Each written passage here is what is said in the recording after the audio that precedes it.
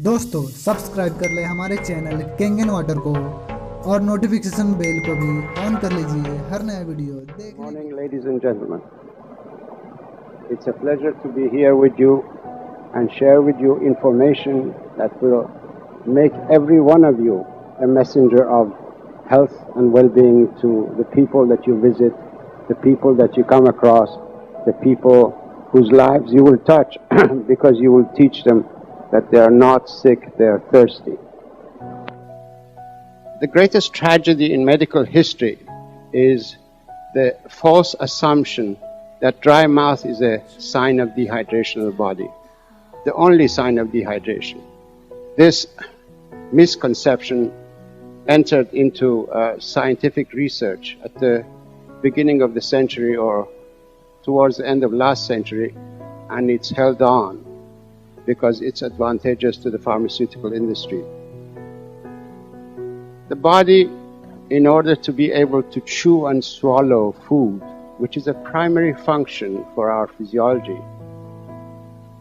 produces ample saliva even though the rest of the body may be dehydrated. So this misconception that dry mouth is a sign of dehydration of the body has caused really unmeasurable tragedy in our society, has killed millions, hundreds of millions of people from ignorance. That's the foundation to our modern day medicine. At the end of 20th century, we don't know when the human body is thirsty because we've stuck to the idea that dry mouth is the only sign of dehydration. It was my fortunate luck and the happenstance that I discovered water has curative properties. Water relieves pain. The most severe pain that you can imagine, water can relieve when medication would not be able to do that. And this is on top of many years of medical practice. When I discovered this about 18, 19 years ago, and I've stuck to this information and researched it to the point that now, today, I'm an internationally recognized authority in my field, and I have produced a total shift of attention in basic instructions of medicine and have introduced the concept that it's water that regulates all functions of the body, not the solid matter that's in our body. Today, doctors give you this pill, that pill, thinking that they will find some sort of a solid composition that will turn the tide of events in the body and relieve pain and cure pain. Because up to now, we could not in the past cure any disease. We could only treat them. If you go and study a book in medicine, you will see that page upon page, hundreds of pages are written about any one topic, explaining the situation in the body when that disease is in the body. And when it comes to the explanation of what causes the disease, they all say etiology unknown. In other words, we don't know the cause. Today we now understand that dehydration that settles in the body, expands gradually, produces so many different symptoms and signs.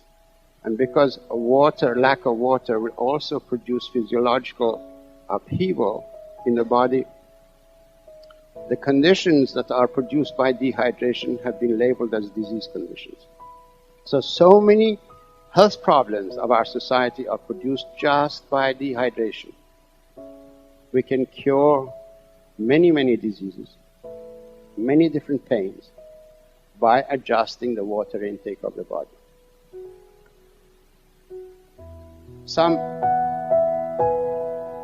In 1979, as a result of my previous research and publication, I was invited to present at the 3rd Interscience World Conference on Inflammation a thesis that I have produced, and that histamine, all of you have heard of histamine.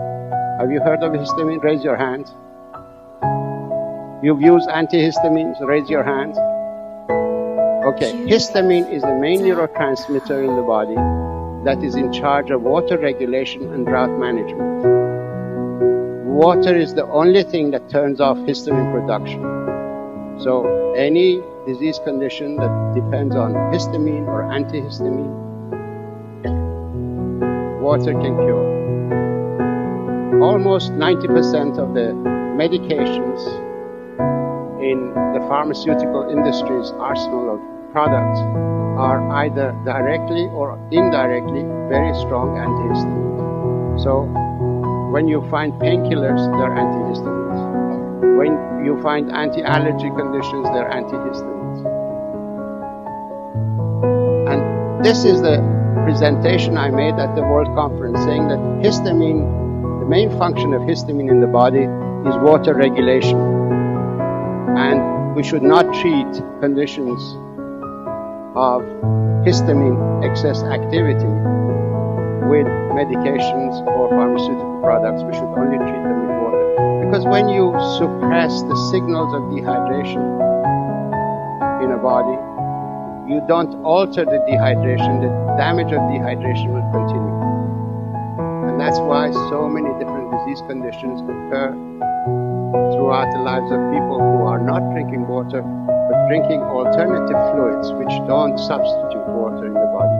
Caffeinated beverages, alcoholic beverages, sodas containing artificial sweeteners, excess fruit juices, they do not substitute water.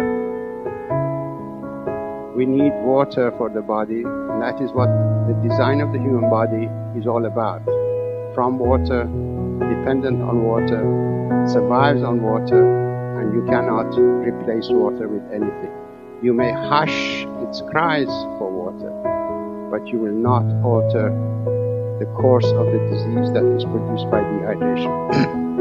The reason why I'm here this morning, the reason why I accepted to come and talk before you, because you are the people who go and make contact with others.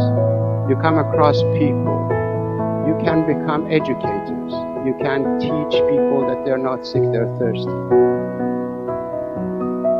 And my main concern in this crusade is asthma.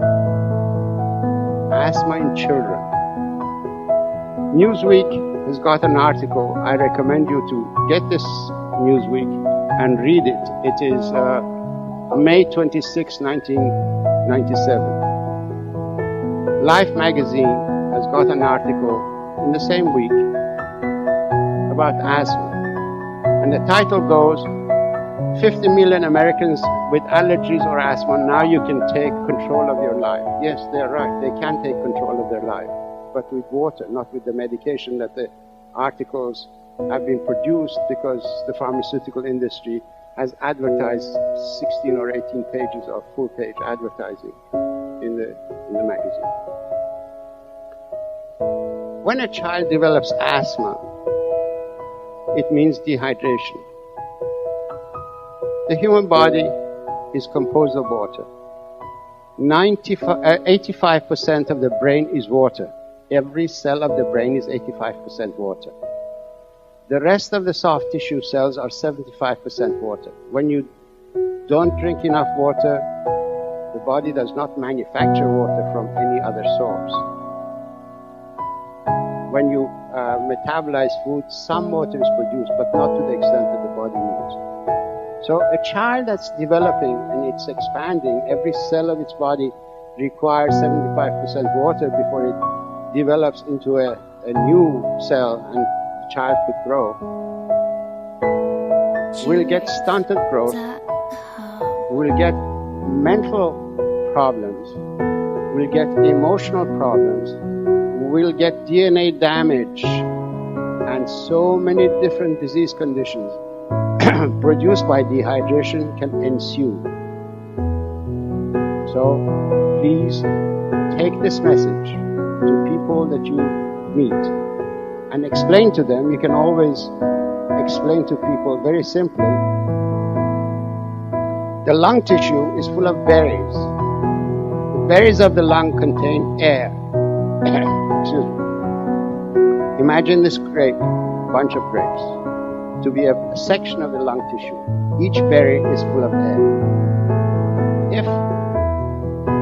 If water doesn't get into the lung tissue, it becomes raisins. You see, the body cannot afford that.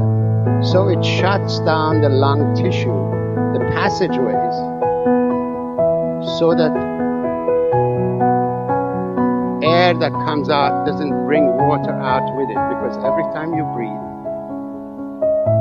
when you breathe out, you bring a lot of water out of the body. Asthma is a state of dehydration that the body has installed or is executing drought management program. The lungs evaporate. If you give a person with asthma water, very simply water, give them 2 glasses of water, 3 glasses of water, depending on their size and age, they will not get asthma. If they're in the middle of an attack, you can give them water and a little bit of salt, because another substance which is highly antihistaminic is salt. Because in the human body there are 2 pools of water, or 2 oceans of water. There is the ocean of water that's inside the cells of the body, and then there is the ocean of water that's outside of the cells of the body. When the body becomes dehydrated, the ocean outside is maintained. In other words, water is borrowed from the cells, and it's the ocean outside expands, and from there water is injected into the cells that are important, such as the brain cell, the liver cell, and so on. When you have asthma, this is crystalline salt, sea salt. All you need to do is to give a person with asthma 2 glasses of water and put 2 of these grains of salt on their tongue. That acts almost like an inhaler. It aborts an asthma attack. Take this information to the people you meet. I suggest that you read this book, Your Body's Many Cries for Water. I think you can get it from Caraco, and thoroughly become knowledgeable about dehydration in the human body and what are the symptoms of dehydration. And then subsequently take this message to the people you meet, and you become the angel of health, good health. And you will be able to share the information that's new in medicine, and medical profession in the commercial system is not going to take this information to the public.